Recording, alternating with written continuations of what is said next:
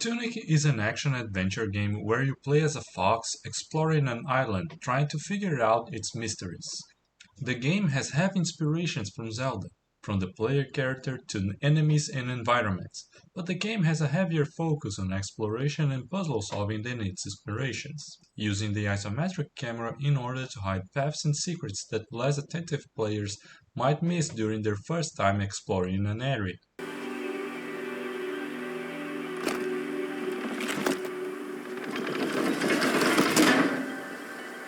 You will start the game weaponless, but soon find a stick that you can use to fend off enemies and progress on the game until getting the sword, which is the main weapon you have in the game.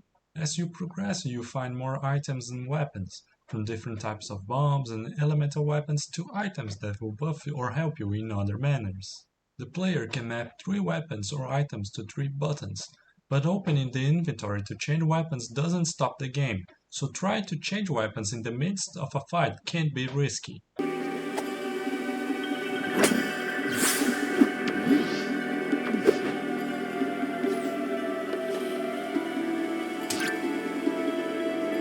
You also have slots for cards that you fight throughout the game that give passive boosts such as better attack, better defense, more stamina, and so on.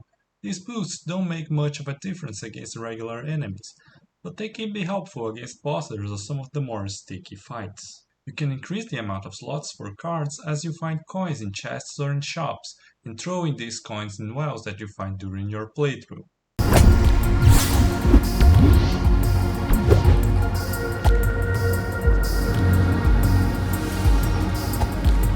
Boss fights are well made and will force the player to adapt to each boss. While the player will be doing the majority of the work with proper timing and positioning for the attacks, the weapons, items, and cards the player has at its disposal will be a real help, allowing the player to experiment with different strategies and combinations to beat bosses.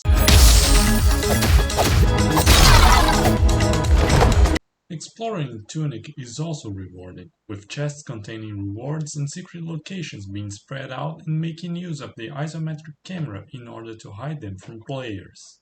The environments are diverse and make the island feel bigger than it actually is. As you explore, you find pages of a manual, a throwback to manuals that games used to come with back in the 80s and 90s. And this manual is the key to solve the majority of the puzzles, with hints hidden in details and doodles along the manual, which you can zoom in to get a better view to figure it out a way to get to the secret chest or unlock a new way to progress through the game.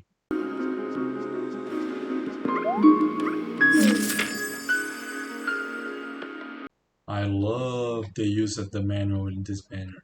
Whenever I saw something that didn't make sense or was exploring a new area, I would always be looking at the manual to find secrets and figure things out.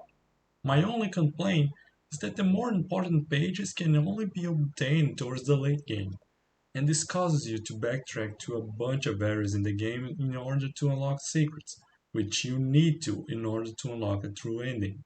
And the puzzles having similar solutions of stand in X place and do Y direction inputs, so the very late games feels a bit like a drag.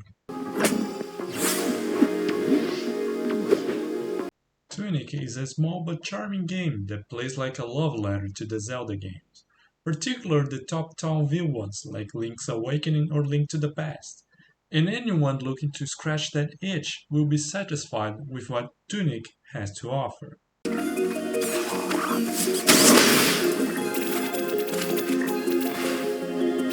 Thanks for watching.